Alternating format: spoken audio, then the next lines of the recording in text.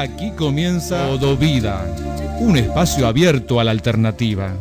Ecología, salud, alimentación, terapias alternativas, todo aquello que apunte a vivir mejor. Vida, solo vida, paz y amor. Solo vida mientras viva.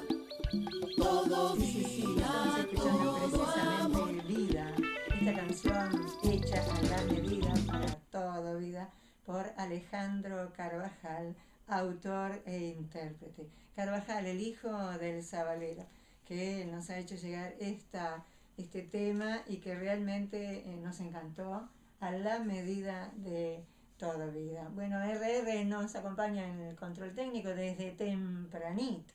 Muy tempranito. La modernidad nos permite hacer que trabajemos como si fuera televisión. Así que este es un programa radio televisivo. Bueno, y hoy en particular tenemos varios invitados, pero al inicio del programa yo quería hacer un comentario sobre Rudolf Steiner y la antroposofía. Bueno, porque la antroposofía ve la música como un todo, como parte de la creación, y sabe que donde hay vida hay música, que en el universo hay música. Pero la música ellos la realizan en vivo. Entonces, en general, uno no tiene grabaciones, CDs, o incluso la utilizan como musicoterapia dentro de lo que es la medicina antroposófica, que ahora vamos a hablarlo más detenidamente, pero la ejecutan en vivo. En el momento que van con el paciente, tocan el instrumento junto al paciente o con el paciente, y si está incluso internado o hasta en coma, que se sabe que igual está escuchando, van y tocan una pieza, y como digo, en general lo hacen en vivo. No teníamos mucho material, por eso aproveché este material del encuentro cultural del 2014. Y además les digo que desde el punto de vista de las terapias antroposóficas, la música, dice antroposofía, a partir de la voz, melodía, armonía, resonancia y ritmo, abre la puerta hacia los espacios vivenciales internos. Siempre estamos hablando en función de ir hacia los sentimientos, no hacia la mente, no hacia el razonamiento, no hacia el entendimiento, sino hacia el ser interno, al que siente, dijeran los budistas, al ser sintiente. Para participar en una terapia musical no son necesarios conocimientos o disposiciones musicales especiales, solamente se utilizan los instrumentos, y la paleta de instrumentos es amplia y fácil de emplear. Pero se utilizan, por ejemplo, instrumentos de percusión como la campana, el xilofón, platillos, bombo, todos maderas acústicas, tambor, timbal, y también diversos instrumentos de viento como flauta, cuerno, trompeta, el cuerno de los Alpes, y nosotros incluso hemos visto que, por ejemplo, aquí en el Uruguay, en el Colegio Novalis, trabajan con los sikus y con estos instrumentos de la cordillera andina, y bueno, siempre, como digo, ejecutados en el momento. También se utilizan instrumentos de cuerda, como un violonchelo simplificado, que es el crota, el violín, la viola, el contrabajo, arpa, por supuesto, lira y cantele. ¿Qué es el cantele? Bueno, la propia voz en la terapia del canto usada como instrumento, no cantando de pronto una letra, sino haciendo sonidos musicales equivalentes a los sonidos del instrumento. Bueno, junto al terapeuta se improvisan melodías, resonancias y ritmos, o bien son simplemente y únicamente escuchados. La elección del instrumento es llevada a cabo según la situación individual del paciente, así como el grado o estadio de la enfermedad. El objetivo es la activación de las facultades musicales, rítmicas, con el fin de preservar las fuerzas vitales. Estas son fortalecidas a través de todo proceso rítmico. Ustedes recordarán que hemos hablado en este programa en más de una oportunidad que somos ritmo. Las estaciones del año son ritmo. Nuestro corazón al batir es ritmo. Nuestra vida constantemente es ritmo. Nuestras horas de sueño, nuestras horas de estar despiertos y activos, somos seres circadianos, lo que significa que el ritmo marca nuestra vida. Y en la antroposofía esto lo saben, la medicina antroposófica lo tiene muy en cuenta. Pero bueno, vamos a hablar específicamente, ahora estábamos hablando de los instrumentos y de la música, pero más que nada vamos a hablar de Rudolf Steiner, porque precisamente hoy, un 25 de febrero, hay quienes dicen que el 27 de febrero, pero hoy, un 25 de febrero del año 1861, nacía Rudolf Steiner en Donji-Kraljebeck, en el Imperio Austríaco. Hoy sería Croacia, esa zona. Y bueno, falleció en Dornach, en Suiza, el 30 de marzo de 1925. Fue un filósofo y literato, erudito, artista, autor teatral, pensador social, doctor en filosofía, naturista y también ocultista.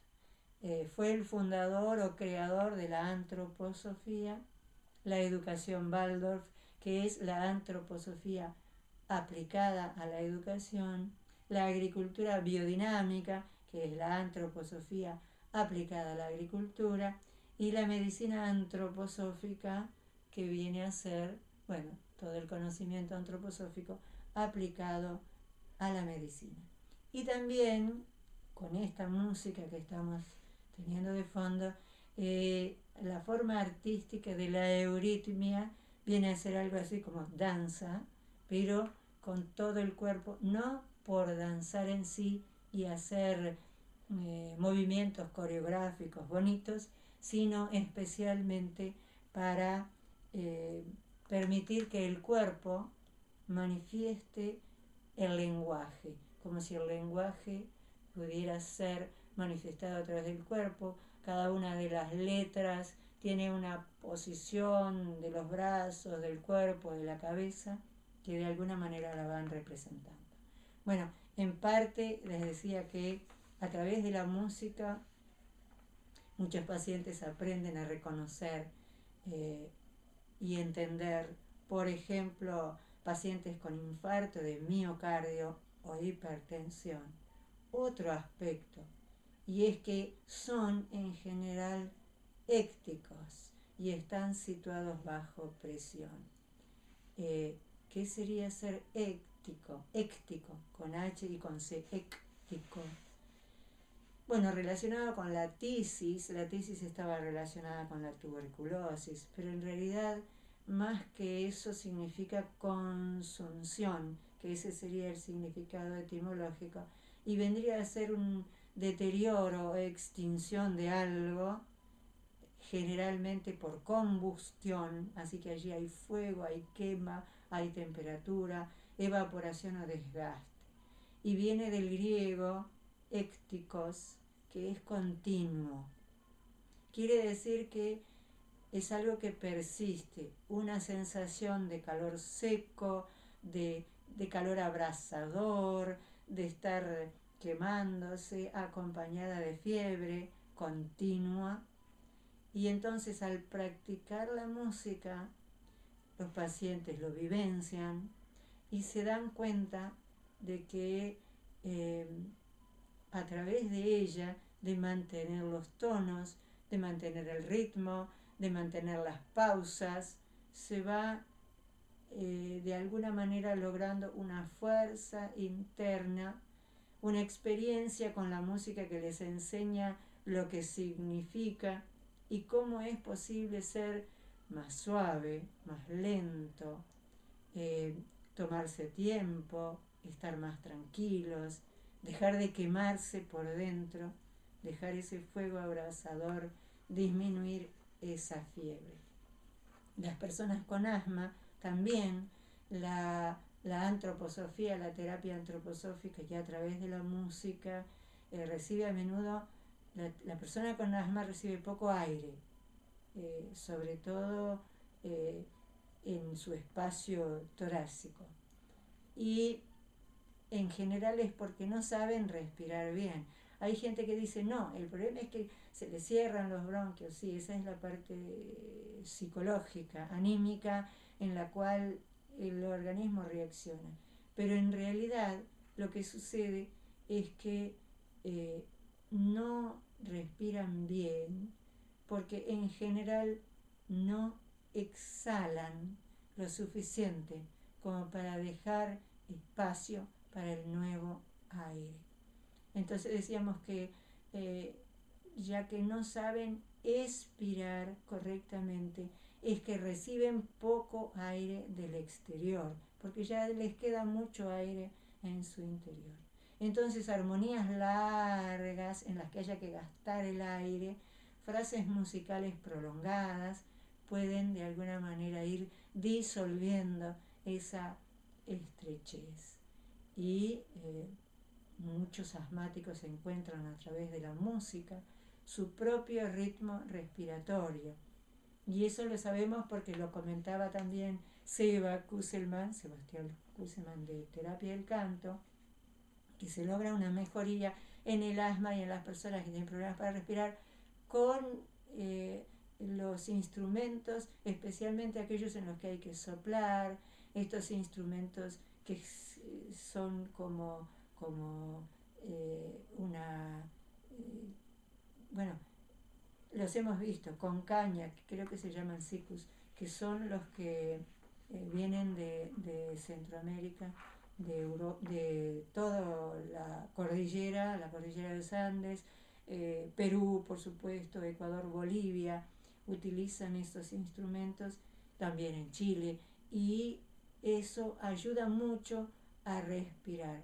Y cuando uno aprende a respirar, maneja mejor su ritmo interno y externo. Entonces eso hace que encuentre un equilibrio, una armonía, un bienestar que en general proviene desde el interior. Y por supuesto que también se enseña música en los colegios Waldorf, o sea que son los colegios donde se practica la antroposofía. Y esto que estamos escuchando es justamente músicas de niños de colegios Waldorf. ¿Y qué es música?, preguntó una vez Stefan, que es un músico antropósofo, dirigiendo la mirada a un grupo de estudiantes de medicina antroposófica. Y un cálido silencio inundó de pronto la habitación. Parecía como si cada uno de los asistentes hubiera dejado de lado cualquier tipo de actividad mental para sumirse en una profunda escucha interior, en busca de una respuesta, claro está. Y tras una eternidad de 30 segundos, Stefan dijo casi en un susurro: allí donde hay un corazón, hay música. Y sí, efectivamente, la música es, según Pitágoras, la manifestación sonora del orden matemático que rige la naturaleza. De modo que cuando saltan algunas de sus costuras, es factible que los sentidos se reúnan y veamos el color del sonido o escuchemos el sonido del color. El alma, la totalidad de nuestra vida corporal, tiene entonces la palabra, mejor dicho, empieza a cantar, aunque sea en un idioma intraducible. Solo podemos escucharlo, sentirlo, dejar que opere en nuestro interior. Y bueno, yo decía que hoy es algo así como el aniversario del nacimiento de Rudolf Steiner. El padre de Steiner, Johann, dejó un puesto de guardabosque al servicio del conde Hoyos en Geras, para poder casarse con Francisca Blie, una de las trabajadoras domésticas, dado que el conde no daba su consentimiento. Johann se hizo operador de telégrafo del ferrocarril del sur de Austria. Y aunque nació Rudolf, estaba destinado en la región de Murakos, que luego formó parte del imperio austrohúngaro, actualmente justamente Kraljevic, Donji, en la región de Medimur, en el extremo norte de Croacia. En los 2 primeros años de vida de Rudolf, la familia se mudó 2 veces. Y luego, por el ascenso de su padre, jefe de estación, se mudó a Potsdam, situado en las laderas de los Alpes del este austríaco. Entre el 79 y el 83, Steiner cursó estudios y se graduó en el Instituto de Tecnología de Viena, donde estudió matemáticas, física y filosofía. En el 82, uno de sus maestros de la Universidad de Viena sugirió el nombre de Steiner al profesor Kirchner, editor de una edición de las obras de Goethe. Entonces se le pidió a Steiner convertirse en el editor científico de la edición. Y en su autobiografía, Steiner relata que a los 21 años, en el tren entre el pueblo donde vivía y Viena, conoció a un sencillo herborista, Félix Kogutsky, quien le habló del mundo espiritual como alguien que tuvo sus propias experiencias de él. Este recolector de hierbas lo presentó a una persona que Steiner solo identificó como un maestro, quien tuvo una gran influencia sobre su desarrollo posterior, concretamente dirigiéndole a estudiar la filosofía de Fichte. En 1891, Steiner obtuvo un doctorado en filosofía en la Universidad de Rostock, en Alemania, con una tesis basada en el concepto del ego de Fichte, luego publicada de manera expandida como Verdad y Ciencia. Ser libre es ser capaz de pensar los propios pensamientos, no los pensamientos meramente corporales o de la sociedad, sino pensamientos generados por nuestro ser más interno y profundo, más original, más esencial y espiritual, nuestra individualidad. Esta frase pertenece a Rudolf Steiner. El incendio intencional cometido contra el primer Goetheanum tenía un contexto. Los nacionalistas nazis habían amenazado públicamente al Goetheanum y al propio Rudolf Steiner. Reaccionando contra la situación catastrófica de la Alemania de posguerra, Steiner hizo giras extensas de conferencias promoviendo sus ideas sociales sobre el orden social triformado, que implicaba una estructura política fundamentalmente distinta. Sugirió que catástrofes como la guerra mundial podían evitarse a través de la independencia de los ámbitos cultural, político y económico. Ámbitos que debían ser independientes. También propuso una solución radical en la disputa reclamada por Polonia y Alemania, el área de Silesia Superior, y la sugerencia era de que fuera otorgada a esta área al menos una independencia provisional. Esto lo llevó a ser acusado públicamente de ser traidor a Alemania. En realidad tuvo muchos detractores, porque también muchos creían que al revés, que era pro-nazi, cuando en realidad los nazis son los que promovieron el incendio del primer Goetheanum. En 1919, un teórico político del movimiento nacional socialista en Alemania, Dietrich Eckart, atacó a Steiner y sugirió que era judío. En 1921, el propio Adolf Hitler atacó a Steiner en un artículo del periódico alemán. Incluía acusaciones de que Steiner era un instrumento de los judíos. Otros nacionalistas extremistas en Alemania estaban llamando a la guerra contra Steiner. Y bueno, esto hizo que en 1923 Steiner abandonase su residencia en Berlín y que expresara que si los responsables del golpe fallido, Hitler y otros, llegaban al poder en Alemania, ya no le sería posible abandonar el país, ni a él ni a muchos otros.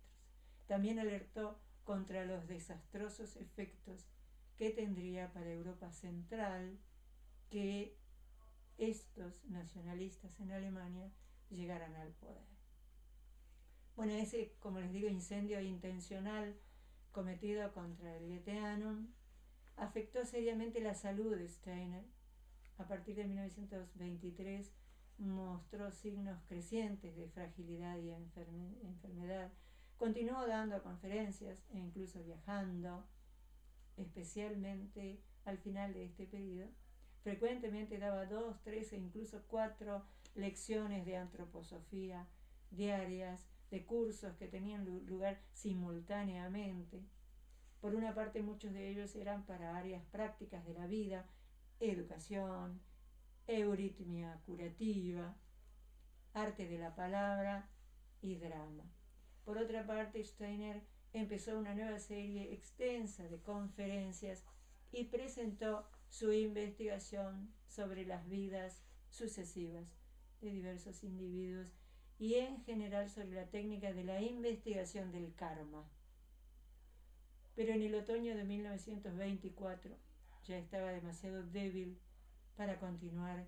Su última conferencia tuvo lugar en septiembre de ese año y murió luego el 30 de marzo de 1925. Ha dejado un legado gigantesco. Hay movimientos antroposóficos en todo el mundo. Nosotros hemos hablado acá muchas veces de la agricultura biodinámica o biológico-dinámica, que es un sistema de agricultura ecológico sostenible, que quizás fue uno de los primeros sistemas de agricultura sostenible que aparecieron, que incluye muchas de las ideas de la agricultura ecológica, pero es muy anterior a ese término, ni se hablaba de agricultura ecológica. En 1924, un grupo de agricultores preocupados por el futuro de la agricultura le pidieron ayuda a Steiner. En general fue así como surgió casi todo, incluso la educación Waldorf, porque un grupo de personas vinieron a pedirle, bueno, a través de la antroposofía, cómo se podía hacer una mejor educación. Y entonces él les propuso un método que se aplicó para los hijos de los trabajadores de la empresa Waldorf, Por eso es que el método se llama así, porque fue en el primer lugar donde se aplicó, no porque le pertenezca a la empresa ni tenga nada que ver con eso. Es el método de Steiner. Bueno, y en el caso de la agricultura biodinámica también un grupo de agricultores le vino a pedir ayuda y Steiner respondió con una serie de lecciones de agricultura, y fue este el origen de la agricultura biodinámica, que ahora se practica en gran parte de Europa, en Norteamérica, en Australia, bueno, también en Brasil. Sabemos que en Sudamérica hay varios lugares donde se practica.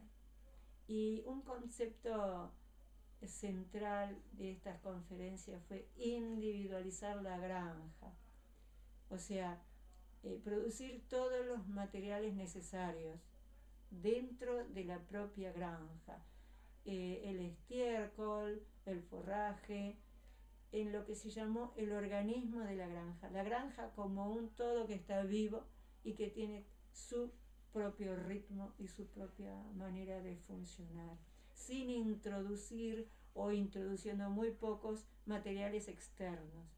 Es como que la granja se tiene que hacer autosuficiente y mantenerse con un equilibrio, especialmente por el tema de los movimientos rítmicos, de los movimientos de la energía, de los movimientos de los astros.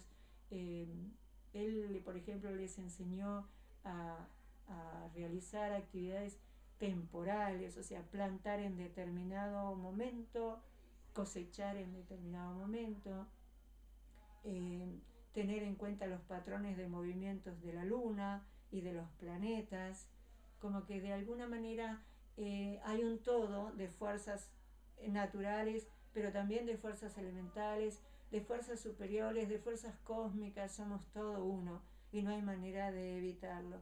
Y realmente Rudolf Steiner lo tenía totalmente asumido, lo había logrado entender, porque él también había logrado entrar en ese mundo sutil, sensible, suprasensible, que no lo vemos ni lo sentimos con los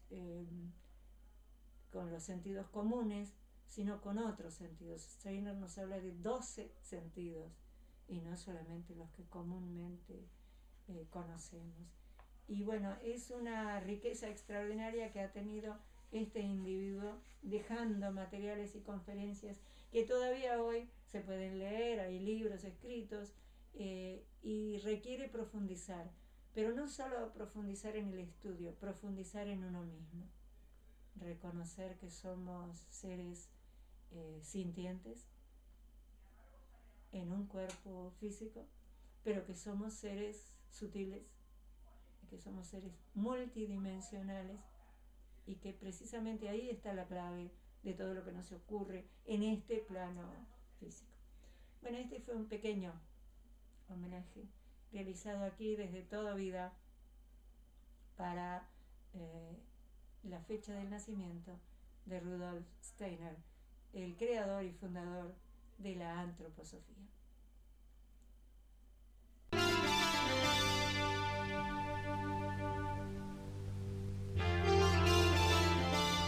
Hay mucha más información que programa a programa vamos a compartir con ustedes. Es una promesa abierta. Y así por hoy culminó Todo Vida.